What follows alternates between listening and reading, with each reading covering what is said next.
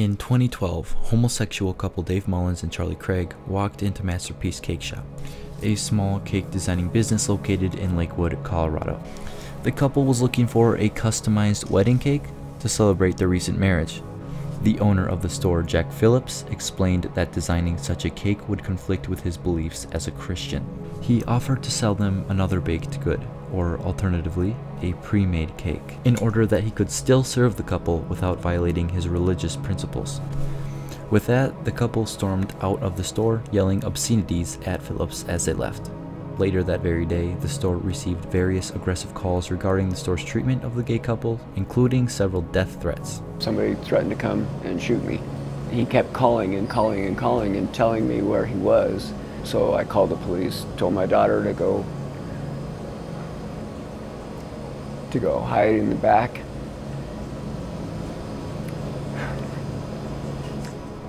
Days passed and the calls did not stop.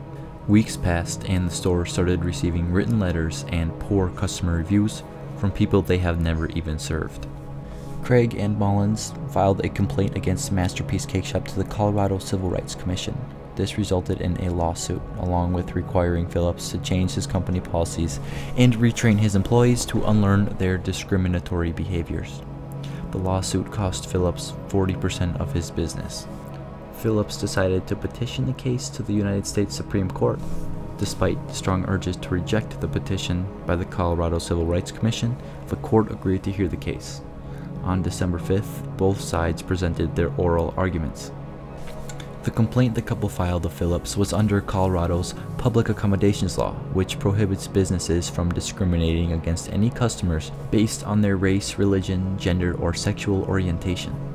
But what exactly does discrimination mean?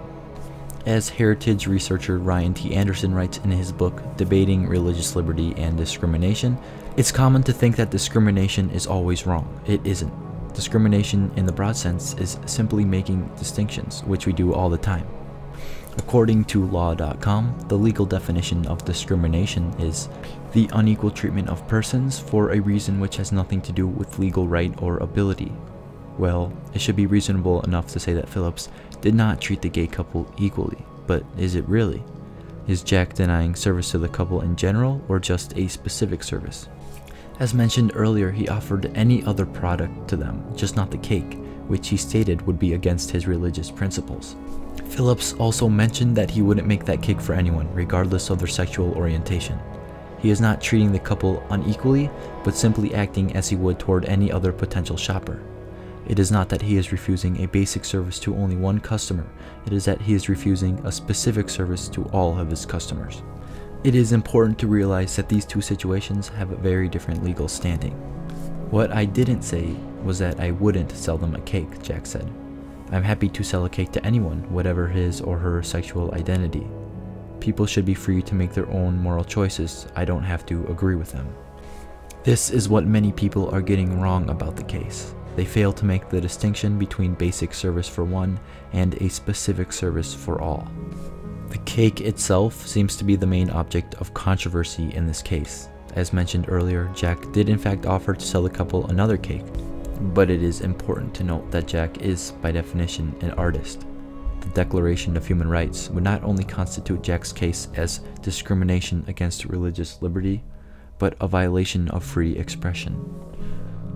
What nobody, neither individual customers nor government, is able to do is force Jack to use his artistic ability to create something that conflicts with his faith. This is why doing so would be considered against Jack's constitutional rights, as compelled speech is in fact a violation of free speech. So long as cake decorating can be upheld as a method of expressive conduct, any ruling against Phillips would be unconstitutional.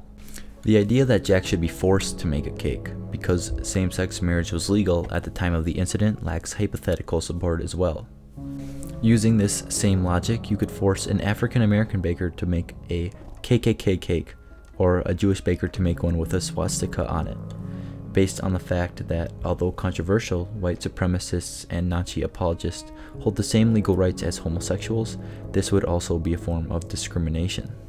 Here may be the simplest way to look at it. Civil rights are protected by local government. Freedom to practice religion is written in the Constitution.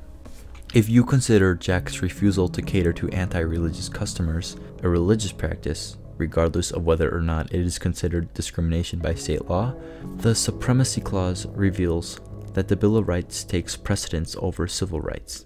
The bottom line is religious freedom is constitutionally protected. Sexual behavior isn't. As seen in many past cases, there is generally a legal line that is drawn between religious liberty and religious privilege.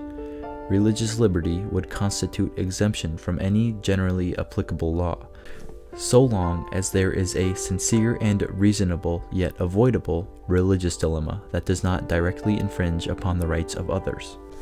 Religious privilege is closer to the idea that government should generally hold religion above the law in most cases, with less regard to consequence and the effect on others. Although this line seems thin, it is there nonetheless, and it's why cases like this should be thoroughly analyzed before reaching any kind of definite conclusion. Take Wisconsin versus Yoder, for example. In this Supreme Court case, an Amish family argued against the Wisconsin law which required all children to attend school until age 16. The court ruled in favor of the family on the basis that A. States cannot force students to attend school when it is against their First Amendment rights. B. There was clear evidence of objective religious practice and consistent standards. And C. The decision would not infringe upon the rights of others, or result in an immediate or long-term burden to society. In this instance, it is evident that the plaintiffs were seeking religious liberty, and they were granted it accordingly. Similarly to Yoder, Phillips demonstrated that he holds a deep sincerity in his religious opposition to the law, given that he has consistently practiced and maintained his beliefs throughout his 20 years of owning the Cakeshop. In summary, I think the court should find that Jack cannot be forced to go against his own religious principles by using his artistic expression in order to create a piece of art that promotes anti-religious behavior. Based on the presented evidence and legal analysis, I believe that Jack is well within his rights to refuse making such a cake. It is understandable why this case is drawing concern from the LGBT community. If it is ruled that businesses do have a right to refuse their service on the basis of sexual orientation, it may be evident that there is a mass enabling of discrimination masked by the concept of religious liberty. For homosexual couples seeking to live life however they may choose, there are several potential resolutions to this problem. A true libertarian stance on the issue would suggest that government intervention would be unnecessary in order to resolve the issue of discrimination. If I am a homosexual who has been refused a service because of religious beliefs held by a business's owner, I would agree that it is their prerogative to decline performing that service. I would then go to the bakery across the street and buy my cake there. Issue resolved. It would then be my prerogative to ensure that I do not give any of my business to companies that I feel discriminate towards me in order that the competitive market naturally weed them out. The more a business practices discrimination, the less customers will seek their service. Consequently, the store across the street who performs the same quality of service yet offers it to all takes an overwhelming percent of the shared market and puts the other store out of business. Not only would this method punish companies that practice discrimination, it would open the market up for new businesses who would instead cater to anyone's needs, regardless of their sexual orientation. This being said, an effective free market not only advances the economy, but also reduces discrimination. Alternatively, Craig and Mullins are taking the more authoritarian route. By forcing the government to intervene in private sector business practices, they have the law on their side. They can legally be served by any business of their choosing without fear of discrimination, and refusal to serve the couple would result in incredible reputational and monetary loss. This is a great solution for the short term. The problem with this method, however, is that mandatory compliance usually reinforces opposition to government regulation, and consequently does the opposite of its desired effect, which is to further integrate and normalize the LGBT community into society as an accepted group. It advances one cause while silencing its resistance. The overcompensation for the desired protection of one group comes at the expense of another's freedom. In my opinion, the best resolution, and one we can all contribute to, is to respect others' freedom to live how they wish to live. You don't have to agree with them, you don't even have to respect them as a person, but you need to allow them to engage in the pursuit of happiness. If you are a religious baker, that means accepting two men's choice to live as a gay couple. If you are that gay couple, that means respecting the local baker's decision to live by his religious principles. A mutual understanding of this idea is key in order to reach a point where people of both perspectives are able to happily coexist. Should the court decide to restrict the religious freedom of individuals like Phillips, the government is entering a point where it is expanding its usual reach of the public sphere and compromising the integrity of reasonable religious conscience altogether. Stated best by the Alliance Defending Freedom, as secular forces chip away at our nation's Judeo-Christian roots, religious freedom is increasingly threatened.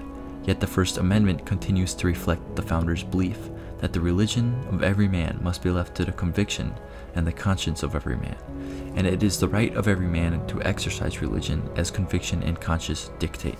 The idea that government can force religious people to deviate from their own morals and make them conform to a general acceptance of unorthodox sexual behaviors should be a terrifying thought to any person who values religious principles of any kind. This is not the only instance where Jack has turned down a cake either. He openly states that he will not create any art that promotes divorce, homosexual behavior, Halloween, vulgar language, etc. As stated before, there is a broad category of specific services Jack refuses to provide, regardless of his customer. So to pretend that Craig and Mullins are the only customers who have proposed an anti-religious cake is unreasonable. Even though Jack is being presented as the prejudiced party, it sure doesn't seem that way based on the two men's response to the incident. Jack was approached by the couple. He did not initiate anything, nor did he antagonize them, and as a matter of fact, he made an effort to reconcile with the couple by suggesting a product that he could sell to them in good conscience. Nonetheless, both Craig and Mullins reacted unreasonably to Phillips, abruptly storming out of the building, loudly swearing and flipping him off. "I respect their right to choose and hoped they would respect mine," Phillips later stated. Evidently, this was not the case. Dave Mullins and Charlie Craig were seeking a service. They were refused and responded with hatred and aggression. They were unwilling to come to a resolution. They cost a man and his family 40% of their business. They incited harassment and went out of their way to infringe upon a man's morals. Jack Phillips was looking to abide by his religious principles. He tried to refuse a service that he could not provide in good conscience. He stood up for religious freedom and is now at the mercy of the law. Regardless of race, religion, or sexual orientation, we should all be able to agree on the importance of respect for mutual freedom, and being to live out the ideals that are most important to us.